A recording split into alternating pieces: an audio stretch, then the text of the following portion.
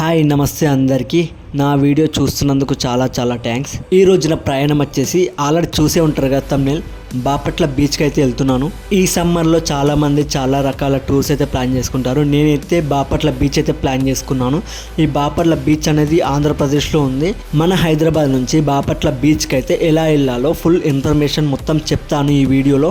Video ending దాకా చూడండి, మీకే తెలుస్తుంది. మన హైదరాబాద్ నుంచి బాపట్ల విలేజ్కి అయితే ట్రైన్స్ అయితే చాలా ఉన్నాయి. హైదరాబాద్ నుంచి బాపట్ల విలేజ్కి అయితే ట్రైన్ టికెట్ 150 రూపీస్ అయితే ఉంటుంది.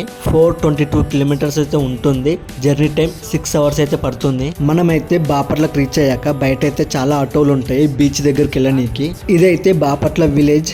ఇక్కడ నుంచి బీచ్ దగ్గరికి వెళ్ళనీకి 9 కిలోమీటర్స్ అయితే ఉంటుంది. స్టేషన్ నుంచి బీచ్ కి అయితే చాలా ఆటోలు అయితే ఉంటాయి. బీచ్ ఉన్న విలేజ్ దగ్గరికి అయితే వచ్చేసాము. ఈ విలేజ్ పేరు సూర్యలంక విలేజ్. స్టేషన్ నుంచి బీచ్ దగ్గరికి తీసుకురానికి ఆటో అతను 40 రూపీస్ అయితే తీసుకుంటారు. చాలా మంది బాపట్ల బీచ్ అంటారు, కానీ ఈ బీచ్ పేరు సూర్యలంక బీచ్. ఇంత పెద్ద సముద్రాన్ని చూస్తే నాలో ఏదో తెలియని ఫీలింగ్, ఎందుకంటే ఎప్పుడు చూడలేను కదా ఇంత పెద్ద సముద్రాన్ని. ఫస్ట్ టైం ఎక్స్పీరియన్స్ ఎలా ఉంటుందో చూడాలి. ఈ బీచ్లో చాలా మంది అయితే ఎంజాయ్ చేస్తున్నారు. నాకైతే ఓ దిక్కైతే ఎక్సైట్మెంట్ ఉంది, ప్లస్ ఇంకోటి అయితే చాలా భయం అవుతుంది. చాలా రోజుల కింద కొన్ని వీడియోస్ అయితే చూశాను. బీచ్లకు ఇట్లా ఎంజాయ్ చేద్దామని పోతే ఆ వాటర్ వచ్చేసి లోపలికైతే గుంజుకపోతాయి కదా, అలాంటి వీడియోస్ అయితే కొన్ని చూశాను. అందుకని చాలా భయం అవుతుంది నాకైతే. ఇక్కడైతే ఆ భయం లేకుండా ఒక్కొక్కరు అయితే చాలా ఎంజాయ్ చేస్తున్నారు.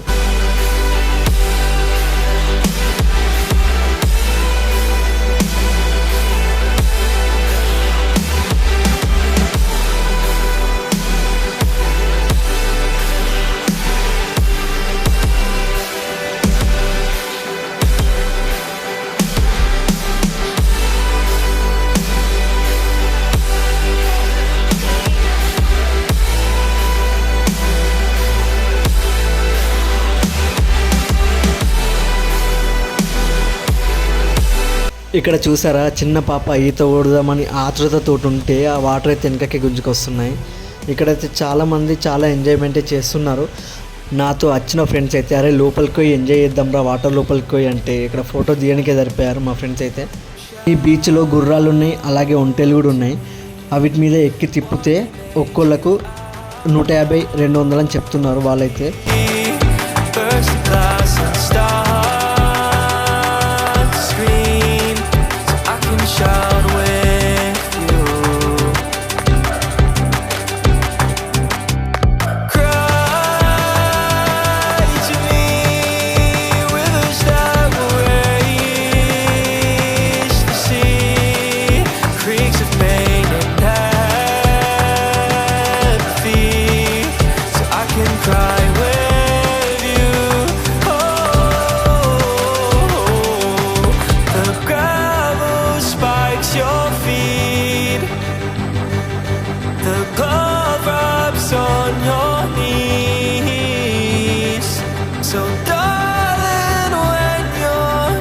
ఈ బీచ్ అయితే ఈవినింగ్ 6 o'clock అయితే క్లోజ్ అవుతుంది. మళ్ళీ మార్నింగ్ 5 o'clock అయితే ఓపెన్ అవుతుంది. ఈ బీచ్లో ఇప్పుడు సన్సెట్ అవుతుంది. చాలా బాగుంది వ్యూ అయితే. ఈ బీచ్ అయితే 7 o'clock అయితే ఎంత ప్రశాంతంగా ఉంటుందో ఒక్కసారి చూడండి.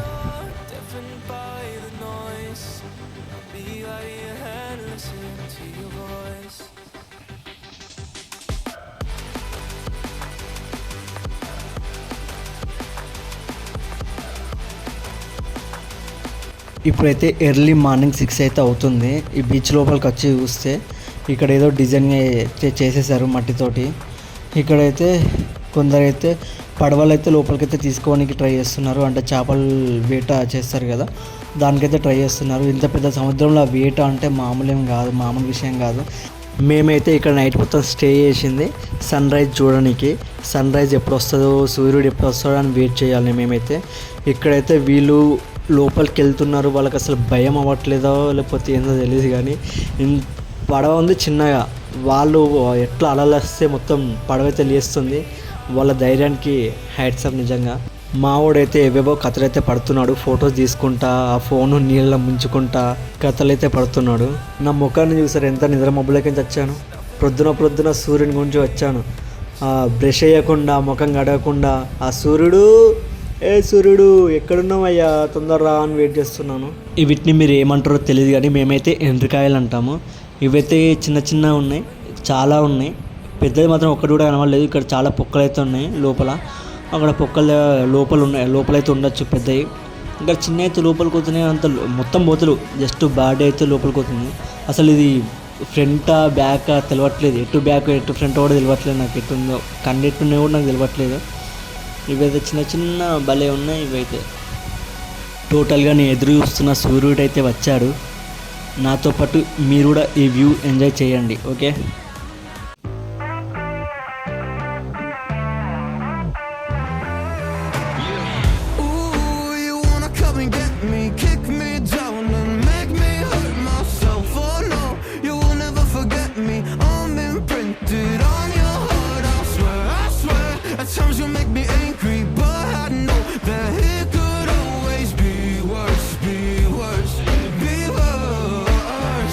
చూశారు కదా సూర్యుడు అయితే వచ్చేసాడు. ఇంకోటి ఇక్కడ ఇన్ఫర్మేషన్ ఏంటంటే ఇక్కడ స్టే చేయడానికి రూమ్స్ అయితే ఉంటాయి. ఒక్క రూమ్ వచ్చేసి 2000 అయితే ఉంటుంది. ఒకవేళ వాళ్ళని రిక్వెస్ట్ చేస్తే రూమ్ రెంట్ కూడా తక్కువ చేస్తారు. ఇంకోటి మన ఫుడ్ కంటే ఇక్కడ కిరాణం షాప్స్ ఉన్నాయి, అలాగే హోటల్స్ కూడా ఉన్నాయి. నో ప్రాబ్లం ఫుడ్కి అయితే. ఇంకోటి ఇక్కడ మీరు డ్రింక్ చేయాలనుకుంటే బార్ అండ్ రెస్టారెంట్ కూడా ఉంది ఇక్కడ. మనం రైల్వే స్టేషన్కి వెళ్ళడానికి ఆటోలు కూడా ఇక్కడికే వస్తాయి. స్టేషన్కి వచ్చి మన ట్రైన్ ఎప్పుడుందో చూసుకొని బయలుదేరడమే. ఇక నా వీడియో ఇప్పటిదాకా చూసినందుకు చాలా చాలా థ్యాంక్స్. అలాగే లైక్ అండ్ సబ్స్క్రైబ్ చేసుకోండి. ఈ వీడియో కనుక మీకు నచ్చినట్టయితే ప్లీజ్ షేర్ చేయండి. అలాగే లైక్ అండ్ సబ్స్క్రైబ్ చేసుకోండి. Thank you so much. ఇంకో వీడియోతో మేము ముందుకు వస్తా. Bye bye.